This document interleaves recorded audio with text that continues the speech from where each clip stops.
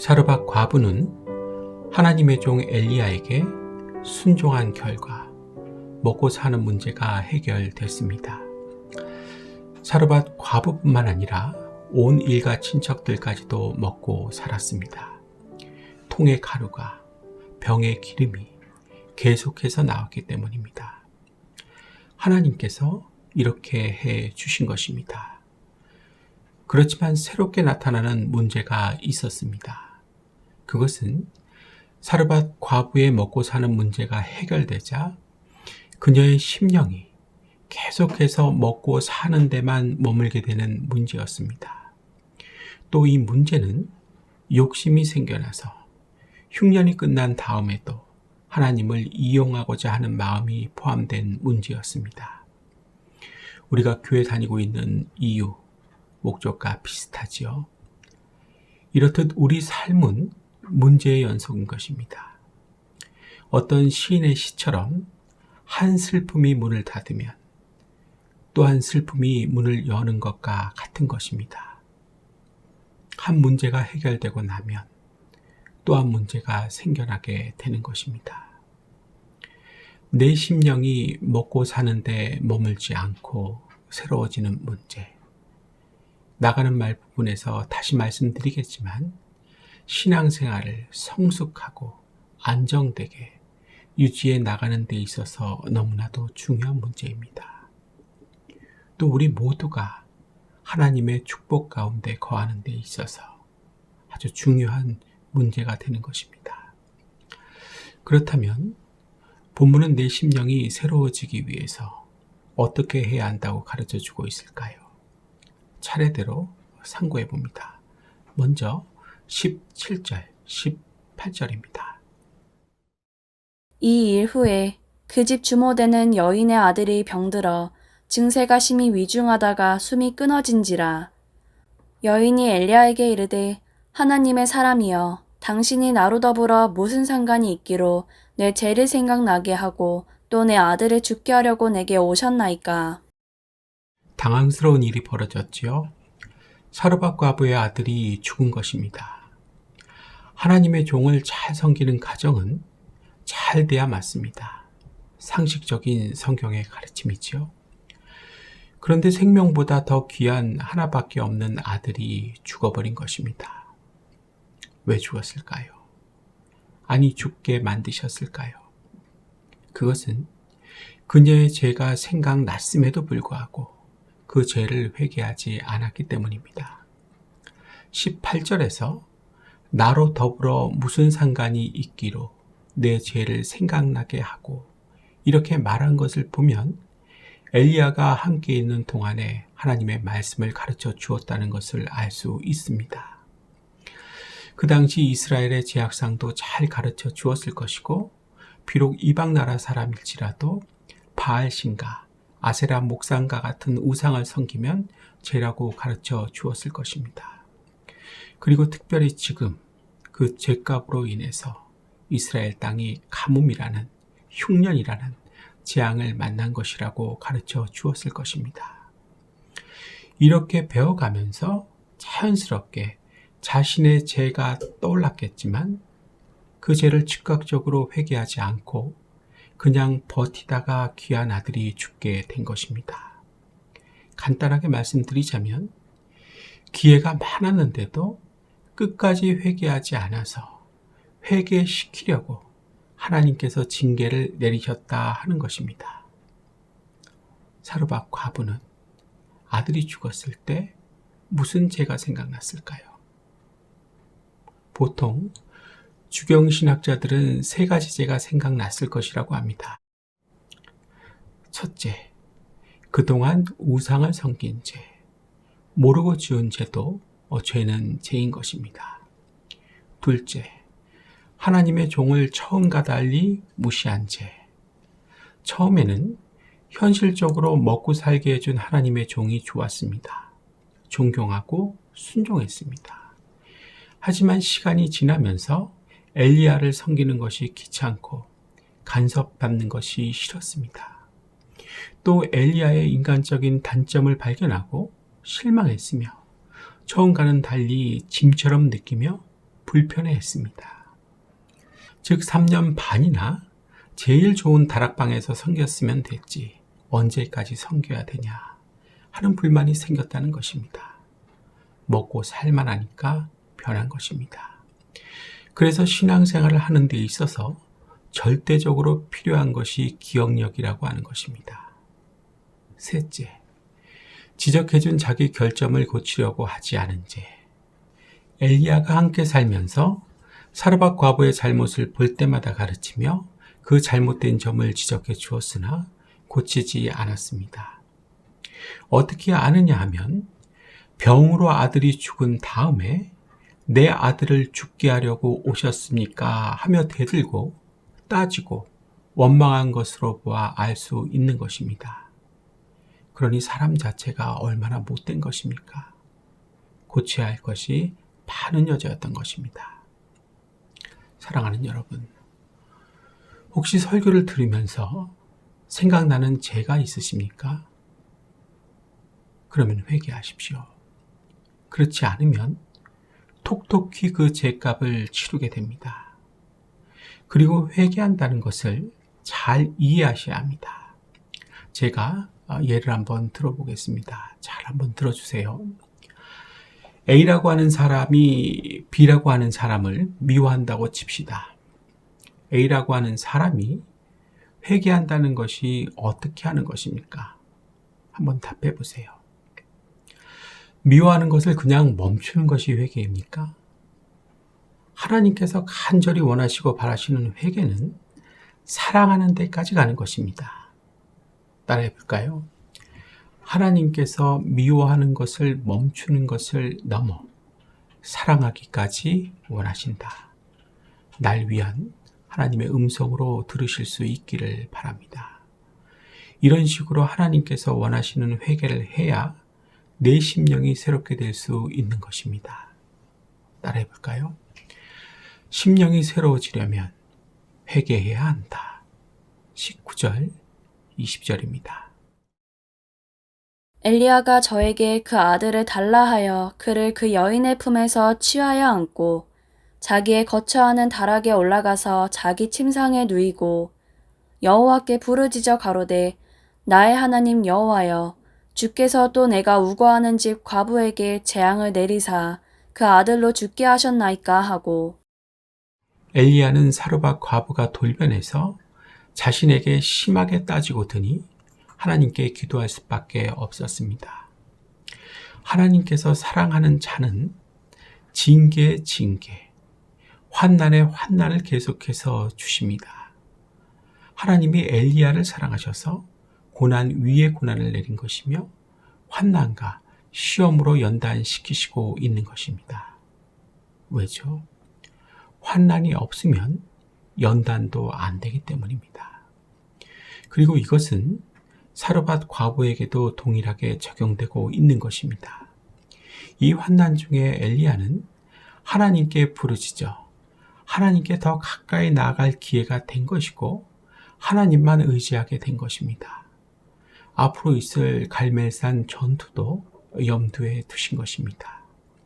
또 사르밧 과부에게는 여호와만이 살아계신 참신이란 확고부동한 믿음을 한층 더 갖게 해주시기 위해서입니다. 다니엘서 12장으로 가봅니다. 많은 사람이 연단을 받아 스스로 정결하게 하며 희게 할 것이나 악한 사람은 악을 행하리니 악한 자는 아무것도 깨닫지 못하되 오직 지혜 있는 자는 깨달으리라. 악한 자는 아무것도 깨닫지 못하되 오직 지혜 있는 자는 깨달으리라. 하나님께서 나를 연단하실 때, 징계를 하시고 고난이 찾아올 때 악한 자와 같이 아무것도 깨닫지 못하시면 안 됩니다. 스스로가 정결하게 해야 하며 휘게 해야 할 것입니다. 공동 번역에서는 빛나게 해야 할 것이라고 했습니다. 전도서 7장 14절에서의 가르침과 같이 형통한 날에는 기뻐하고 공고한 날에는 생각할 수 있어야 하는 것입니다. 그런데 여러분, 생각하기란 의외로 귀찮은 거 아닙니까? 그래서 그냥 살게 되지 않습니까? 하지만 하나님께서는 그렇게 살지 말라고 하는 것입니다. 따라해 볼까요? 형통한 날에는 기뻐하고 공고한 날에는 생각하라. 왜 내 인생은 교회를 다니고 있는데도 시간이 갈수록 더 공고해지며 다니기 싫어지는 걸까? 원래 내 팔자가 그런 것일까? 악한 영이 사로잡고 절대로 놓아주지 않는 사람, 집안이 진짜로 따로 있는 걸까? 우리 집안이 그런 집안인가? 그럼 어떻게 해야 하지? 하나님께서 나 같은 사람을 도와주실까?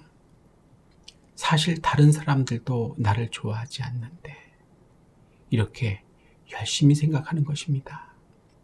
그래서 내가 아닌 하나님이 기뻐하시는 정상적인 생각의 결과를 땀 흘리며 도출해 내는 것입니다.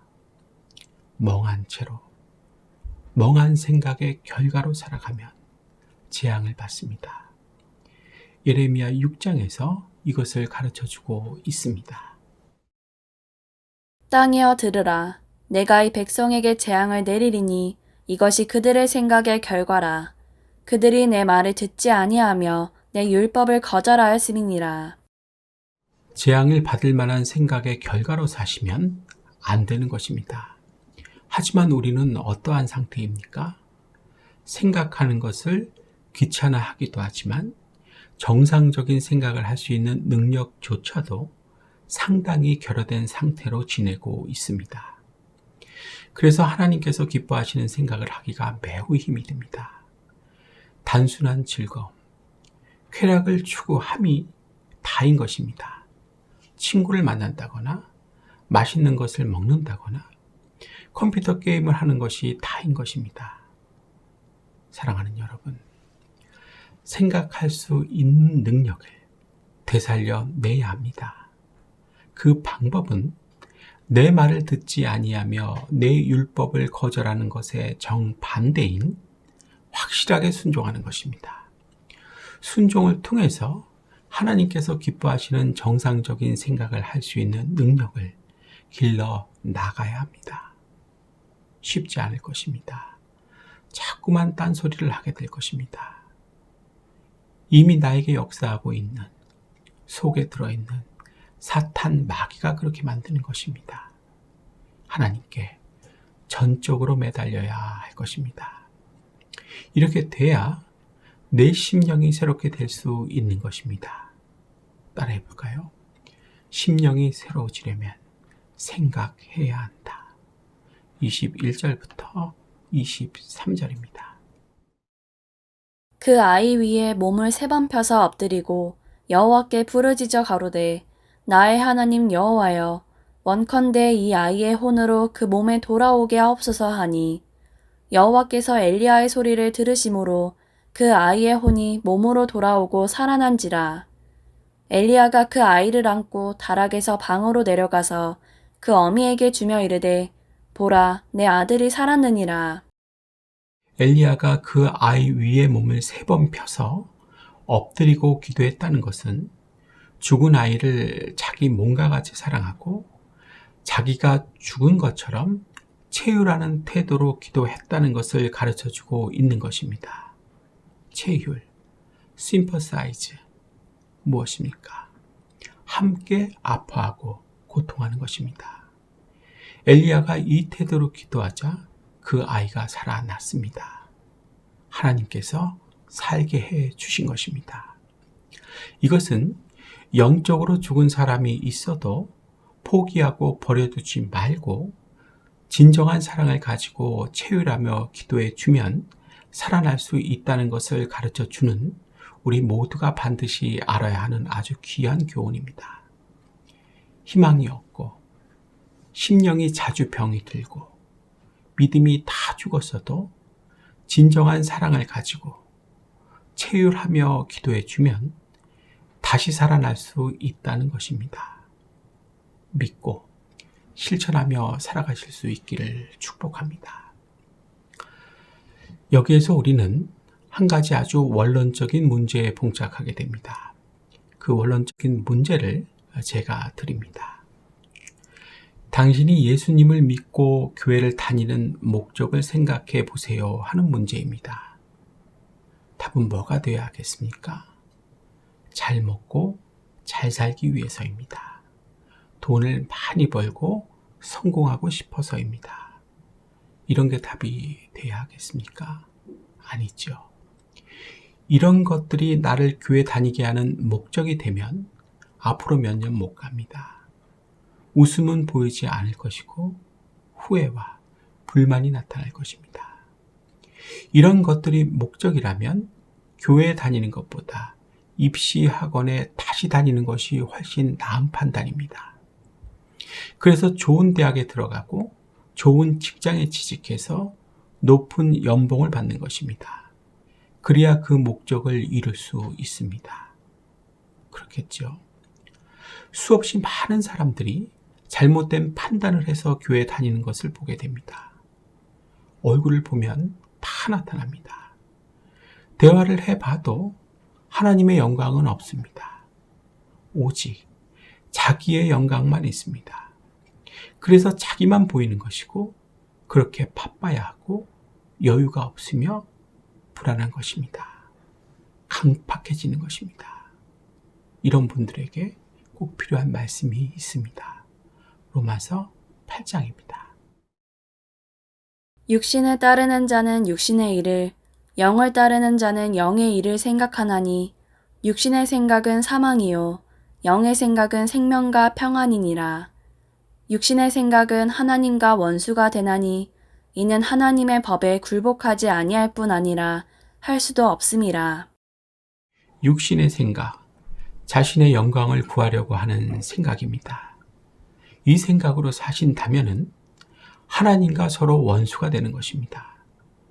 그리고 제가 아무리 말씀을 드리고 또 반복해서 말씀을 드려도 하나님의 법에 굴복하지 아니할 뿐만 아니라 할 수도 없게 됩니다.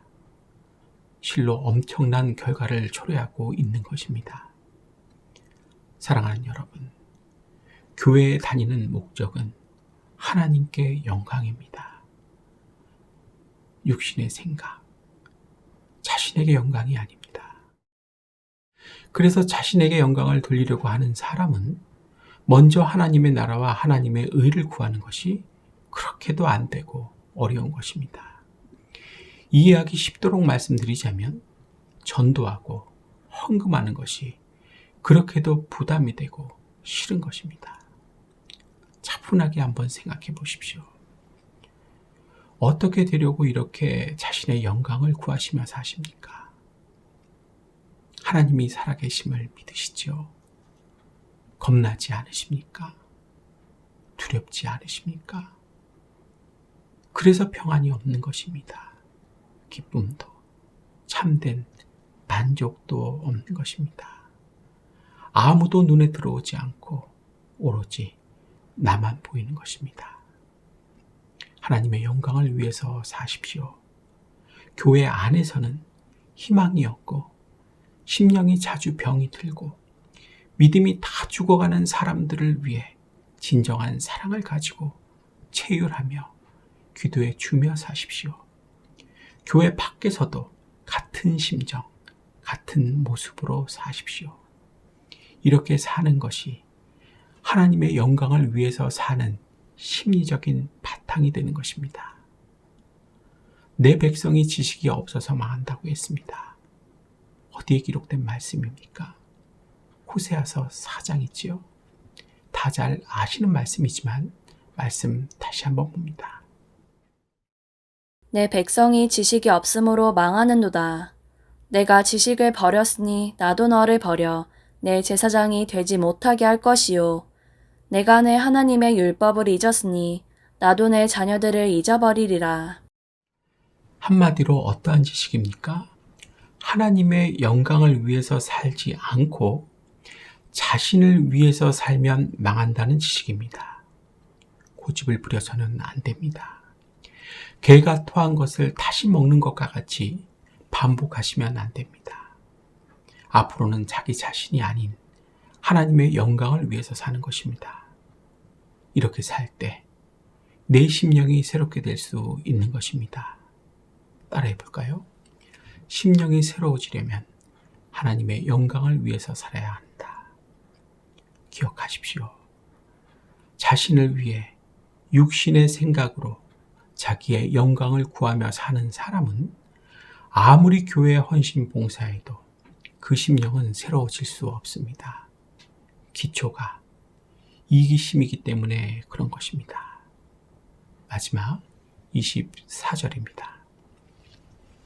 여인이 엘리야에게 이르되 내가 이제야 당신은 하나님의 사람이시요 당신의 입에 있는 여호와의 말씀이 진실한 줄 아노라 하니라. 사르밧 과부의 심령은 이제 완전히 새롭게 되었습니다. 먹고 사는 문제를 초월해서 하나님 되심을 깨달을 수 있게 된 것입니다. 또한 하나님의 종의 권위를 다시금 인정하게 되었습니다. 그렇기 때문에 이제야 당신은 하나님의 사람이시요 당신의 입에 있는 여호와의 말씀이 진실한 줄 아노라, 이렇게 고백을 하는 것입니다. 엘리야도 오랫동안 사르밧 과부의 집에 머물러 있으면서 심령이 해이해졌을 것입니다. 그런데 이 일로 인해서 그의 심령도 사르밧 과부와 같이 더 새로워졌을 것입니다. 죽은 사람을 기도로서 살림으로 해서 그의 심령은 더 담대해졌을 것입니다. 성경에서 예수님이 아닌 사람이 죽은 사람을 살리는 기사는 총 4번이 나옵니다. 지금 엘리야가 첫 번째고 두 번째는 열왕기하 4장에서 엘리사가 살린 것이고 세 번째는 사도행전 9장에서 베드로가 살린 것이고 네 번째는 사도행전 20장에서 바울이 살린 것입니다. 이처럼 죽은 사람을 살리는 것은 심령이 새롭게 되기에 너무도 충분한 것이었습니다. 하나님께서는 우리의 심령이 새로워지기를 원하십니다. 그래서 사르밧 과부의 자식을 죽게 하시는 특단의 징계와 고난을 내리셨던 것입니다. 사랑하는 여러분, 지금 여러분의 심령의 상태는 어떠하십니까? 새로워지실 필요가 있지 않으십니까? 하나님께서는 징계와 고난을 통한 연단의 연속선상에서 심령이 새롭게 되기를 원하십니다. 따라해 볼까요? 하나님께서는 징계와 고난을 통한 연단의 연속선상에서 내 심령이 새롭게 되길 원하신다. 심령이 새롭게 되지 못하면 타성에 젖어서 의무로 신앙생활을 하게 됩니다. 신앙생활이 지루해지고 지겹게 되는 것입니다. 교회 다니는 것이 지루하십니까? 지겹습니까? 다음 주는 한번 빠지고 싶으십니까? 하나님께 징계와 고난을 받으십시오. 그래서 연단을 받고 심령이 새롭게 되십시오. 그래야 타성에 젖어서 하는 의무적인 신앙생활에서 벗어날 수 있습니다. 지루하고 지겹고 다음 주에 빠지고 싶은 생각도 안 들게 되는 것입니다. 핵심은 연단입니다. 그렇기 때문에 하나님께서 징계와 고난을 통한 연단을 통해서 연단의 연속선상에서 내 심령이 새롭게 되게 하시는 것입니다. 따라해 볼까요? 심령이 새로워지려면 연단이 되어야 한다. 이제 사르밧 과부의 심령은 새롭게 되었고 엘리야가 떠나가도 될 정도가 되었습니다. 또 사르밧 과부의 아들은 자라면서 모든 것을 들으며 자랄 것입니다. 평생이 감사요 기쁨일 것입니다. 이제 말씀을 마치도록 하겠습니다. 내가 심령이 새롭게 되기 위해서는 어떻게 해야 합니까? 첫째, 회개해야 합니다. 둘째, 생각해야 합니다. 셋째, 하나님의 영광을 구해야 합니다. 마지막 넷째, 연단이 되어야 합니다. 이렇게 해서 심령이 새롭게 된 사람에게 주시는 말씀이 있습니다. 또 이런 사람이 할 수 있는 말씀입니다. 신명기 30장 14절, 15절 말씀입니다. 같이 읽고 마치겠습니다. 보라, 내가 오늘 생명과 복과 사망과 화를 내 앞에 두었나니 곧 내가 오늘 내게 명령하여 내 하나님 여호와를 사랑하고 그 모든 길로 행하며 그의 명령과 규례와 법도를 지키라 하는 것이라. 그리하면 내가 생존하며 번성할 것이요 또 내 하나님 여호와께서 내가 가서 차지할 땅에서 내게 복을 주실 것임이라. 심령이 새롭게 된 사람이 지킬 수 있는 말씀입니다. 기도하겠습니다.